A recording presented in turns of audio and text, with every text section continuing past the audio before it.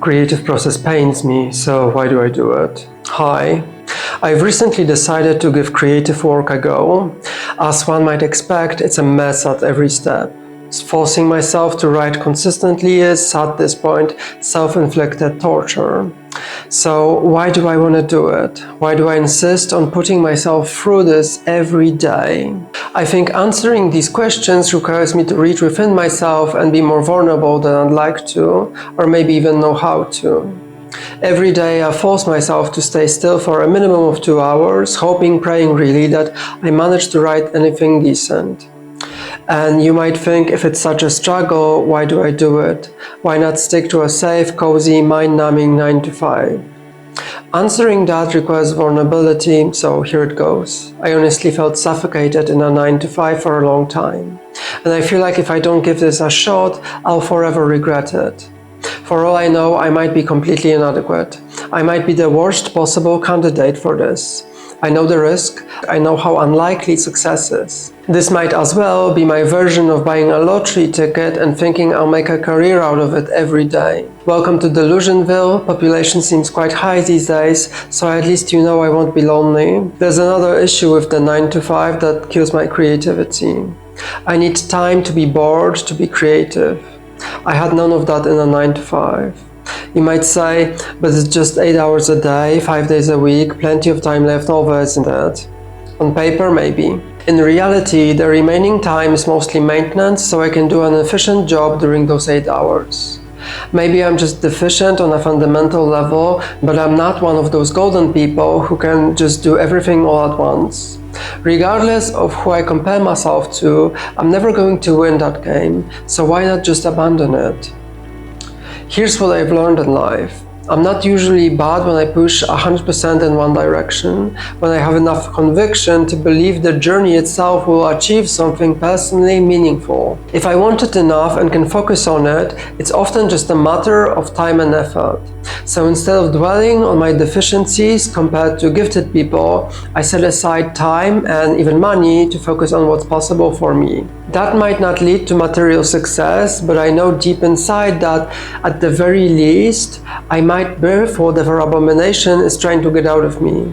And that in itself may be just enough. By now you might wonder, what's the point of this video? It's not a guide. It's me making a conscious effort to share something personal. I'm fascinated by why people create. Money motivates many, but every once in a while I find creations that really take my breath away. And I realize there's nothing more satisfying than walking that path, regardless of material gain. So why do I torture myself to create, knowing most of what I make may be untouchable abominations? Because of this feeling I have now. About 2 hours ago, I forced myself through near panic just to sit, be bored and create. Anything, no matter how bad, how disgusting, how shameful. Even if my always criticizing grandma from the underworld screams at me. This feeling, defeating the fearful, panicked, self-doubting, self-sabotaging part of me.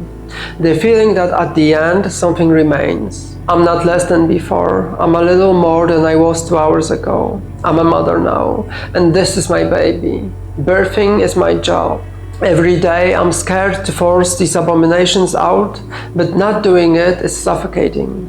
I'd rather risk your judgment than stop. So judge me. We both win. You get to judge and I get to fulfill my creative desire. So did I answer my question coherently? Honestly, I don't know. But it makes sense to me. Not doing this causes me more pain than the process of vulnerability itself. Over the years, I've noticed my main inhibitor in the creative process is fear. Fear of what? The answer is complex.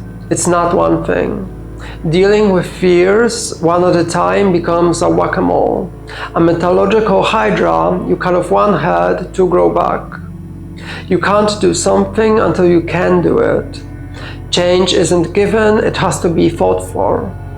What I've realized is that my gate to creativity comes from sitting with discomfort, just long enough to no longer see it as such.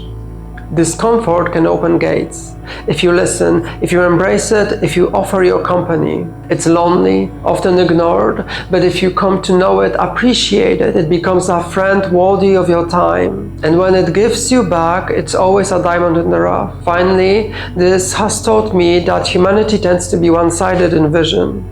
We live in duality, but only travel in one direction, seeking comfort, pleasure, happiness.